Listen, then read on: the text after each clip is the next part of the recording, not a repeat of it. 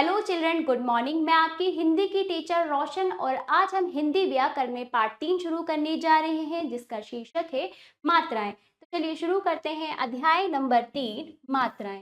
मात्राएं क्या होती हैं बताइए बच्चों। साइन ऑफ वॉवल्स यानी स्वर के चिन्ह, वो चिन्ह जो व्यंजन के साथ लगते हैं।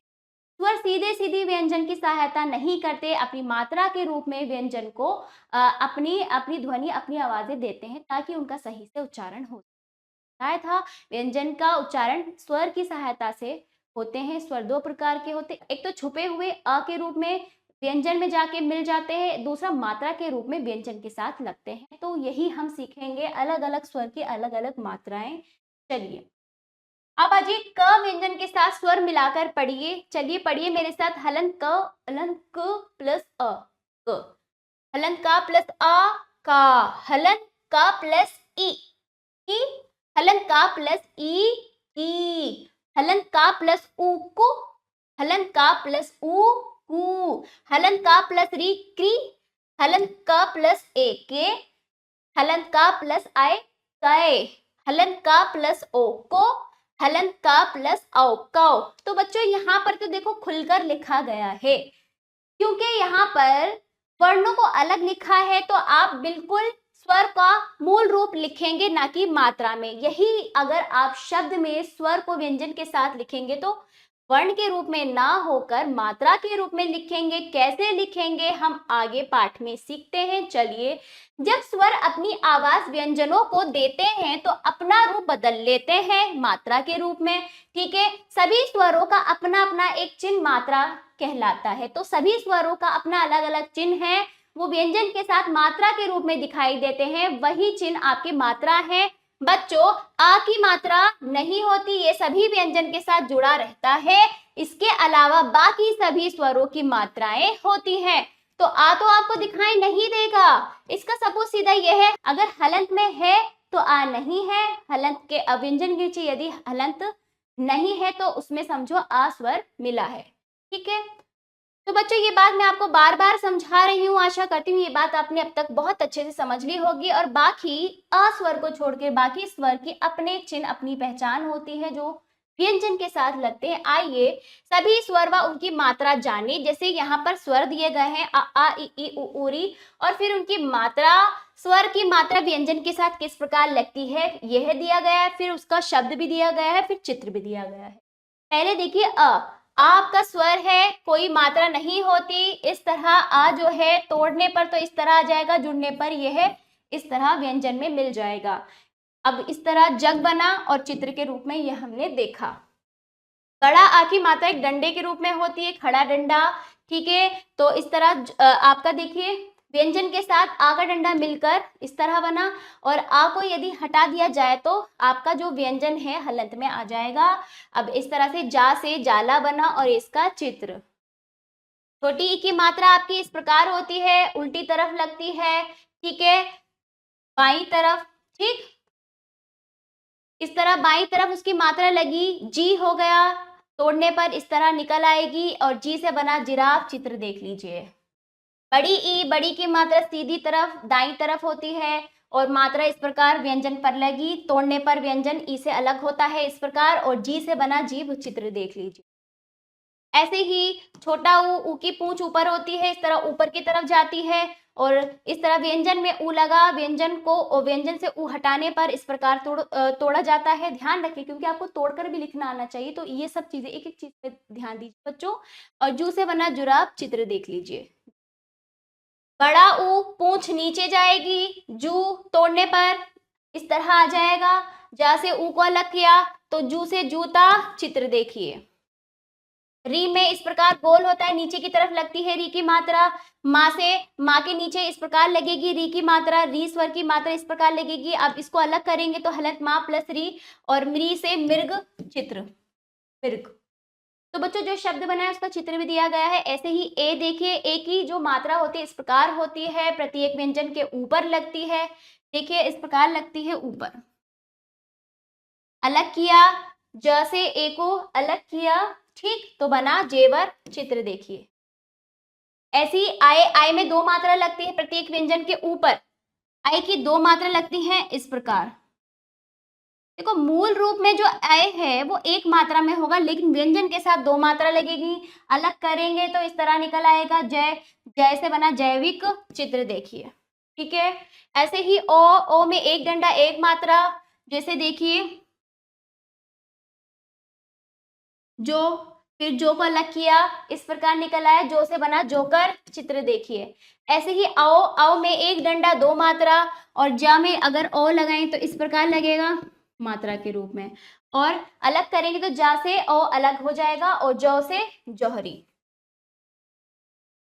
अब अन्य चिन्ह भी हैं जिसे अयोगवाक कहते हैं, मैंने आपको बताया था।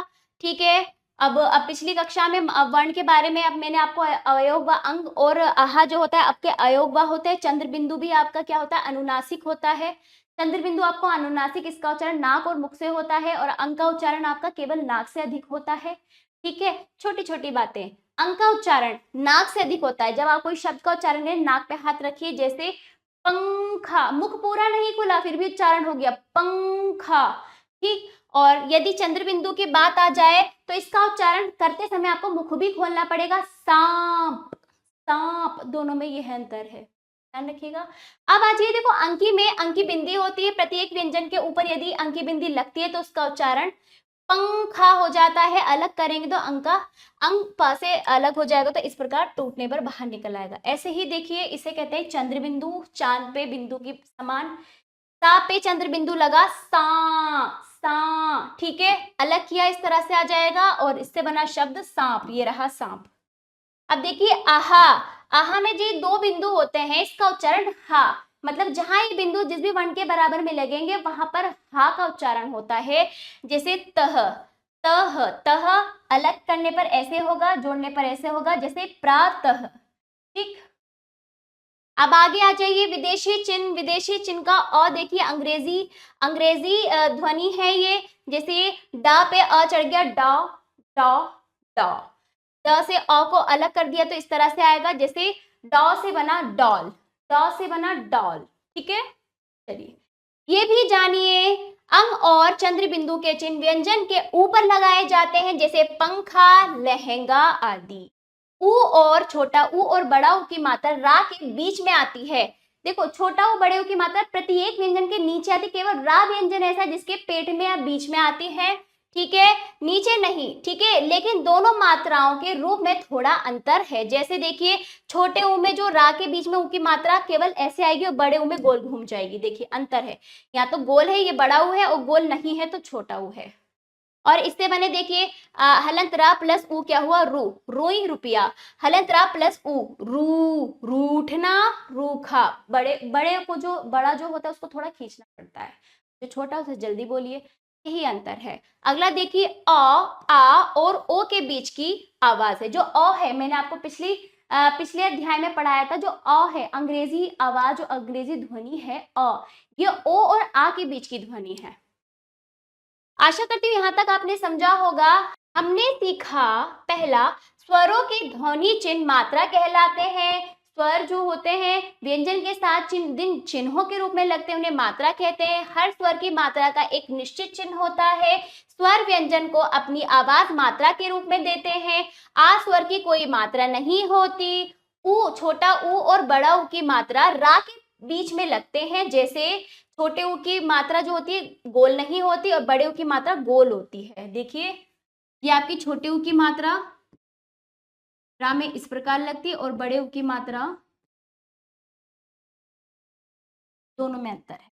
अब आज ये पाठ समाप्त हुआ, बातचीत की बारी। प्रश्नावली बोलकर उत्तर देंगे बच्चों का। देखिए, स्वर व्यंजन में किस रूप में लगते हैं?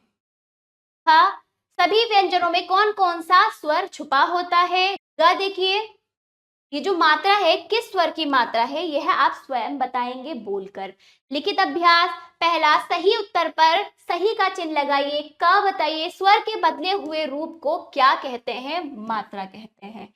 हाँ, क्री पर किस स्वर की मात्रा लगी है? क्री की मात्रा। अगला, चिन्ह की आवाज क्या है? चिन्ह की आवाज क्या है? इस चिन्ह की आवाज क्या है बताइए?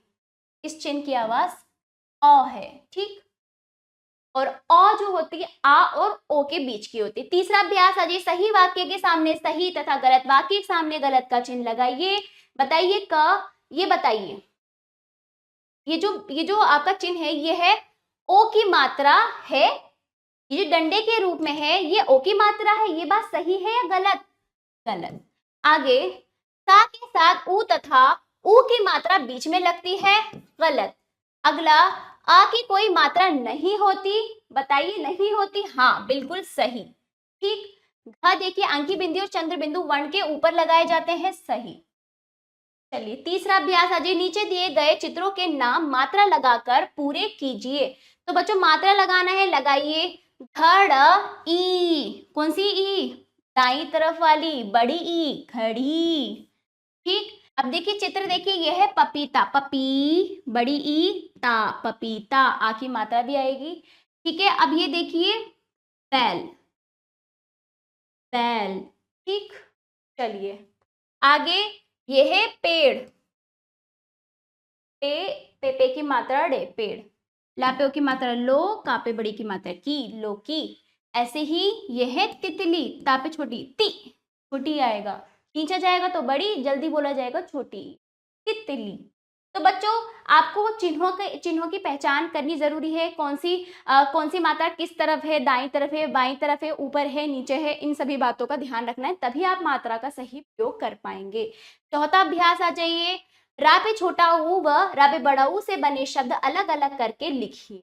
तो बच्चों अलग अलग करके लिखने हैं, इनमें से छोटे ऊ बड़े ऊ। जैसे देखिए छोटे ऊ में रुपया हुआ, रुई हुई, रुकावट, लिख दीजिए रुपया, रुई, रुकावट। ठीक है, ये आपके छोटे ऊ, रा के साथ छोटे ऊ का प्रयोग। अब आज ये बड़े ऊ से, जैसे रूपा, रूठना, जरूर, लिख दीजिए पा, रूठना, जरूर। ठीक है।